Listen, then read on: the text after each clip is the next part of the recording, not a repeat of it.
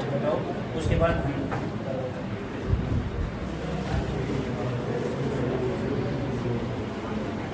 Connection, और वो अब तक बंद है, कोई कार्रवाई नहीं।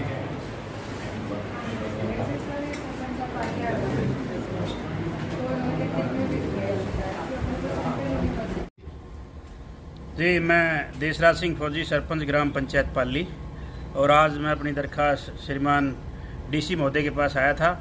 गांव पाली के अंदर जो हो रहे दोहान का, पानी का जो दोहान हो रहा है वो बहुत ही बुरी तरीके से हो रहा है, जिसकी कोई सुनवाई नहीं करा, ना ही कोई अधिकारी या कोई एमएलए या कोई अपना एमपी कोई ध्यान नहीं दे रहा है।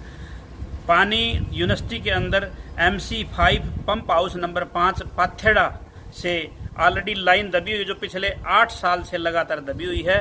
विभाग की और सेंट्रल यूनिवर्सिटी की इतनी अनदेखी है कि उसको प्रॉपर तरीके से आज तक नहीं चलवा पाए, जिसमें गवर्नमेंट ने इतना पैसा खर्च किया हुआ है ऑलरेडी, फिर भी उस पाइपलाइन, वो करीब 36 इंची पाइपलाइन है, वो आज भी बंद पड़ी है पिछले 8 साल से, कोई देखने वाला नहीं है।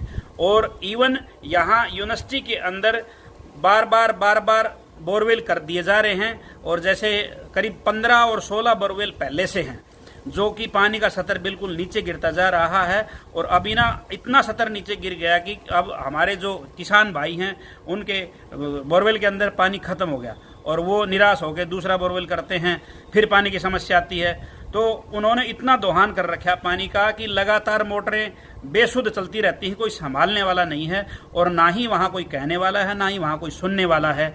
और जैसे ही कोई ठेकेदार आता है, अपना बिल्डिंग कंस्ट्रक्शन का कार्य करता है, तो वो एक बोर कर लेता है कंस्ट्रक्शन का कार्य, अपना कंप्लीट टेंडर पूरा करके, और बोर को छोड़ के चला जाता है। ये तो बिल्कुल गलत बात है। इस माध्यम को लेके मैं आज एक दरखास्त लेके डीसी महोदय के पास आया था, और उनको मैंने अपनी दरखास्त दी। उन्होंने बताया कि आप प्रॉपर तरीके से हम कार्रवाई करके आपको जवाब देंगे। अगर इसका जवाब नहीं मिलेगा तो मैं अपने पूरे गाँव को लेकर आगे की कार्रवाई करने के लिए तैयार हूँ। बोर जैसे मनमाने तरीके से बोर कर लेते हैं, क्या कोई परमिशन की जरूरत होती है? देखिए सर, इसमें कोई परमिशन नहीं लेते, ये बिल्कुल मनमानी है, उन्होंने अपनी कर रखी है।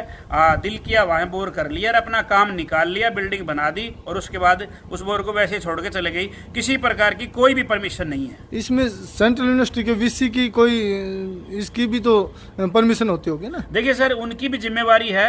अब वो कितना वो करते हैं, एफर्ट करते हैं इसके अंदर, लेकिन जब भी हमने कोई सवाल जवाब उनसे किया है और जो पूछा है, तो वो कह ही देते हैं कि हमें नहीं पता नहीं, अब वो ठेकेदार जाने। अब ठेकेदार तो अपनी मनमानी करेगा ही, जब तक उस पर कोई कंट्रोल नहीं है, ना कोई कहने वाला है, ना कोई बोलने वाला है, तो वो तो अपनी मनमानी करेगा। उसने तो ज़्यादा से ज़्यादा पैसे वसूलने हैं, उसको तो पैसे से मतलब है। हमारी जनता से, हमारे किसान से और इलाके से कोई मतलब थोड़ी ना रखता है। क्या VC से बात हुई, कितने अवैध बोर हुए हैं? मैं ये मानता हूँ जो पहले स्टार्टिंग में जो बोर हुए थे, वो शायद, मुझे कंफर्म नहीं है, वो शायद परमिशन से हो सकते हैं। अन्यथा उसके बाद में जो 8-10 बोर जो बाद में हुए हैं, वो सारे इलीगल तरीके से हैं और इनकी कोई परमिशन नहीं है। जैसे पानी की जो बात थी, सप्लाई की आपने जो शिकायत दी है, ये कहाँ से सप्लाई में अवरोध है, इस मामले में क्या जानकारी? सर, जहाँ दिक्कत है वो तो विश्वविद्यालय संभाले या विभाग संभाले। MC5 पंप हाउस नंबर 5 में खुद चेक करके आया हूँ, वहाँ पे करीब 36 इंची पाइपलाइन आई हुई है, दबी हुई है। गवर्नमेंट ने उसमें पैसा लगा रखा है, लेकिन वो पैसा वेस्टेज हो रहा है, उस पर कोई भी सदुपयोग नहीं है, क्योंकि 8 साल से वो लाइन दबी हुई है, वो लाइन अभी चालू भी नहीं हुई अभी तक।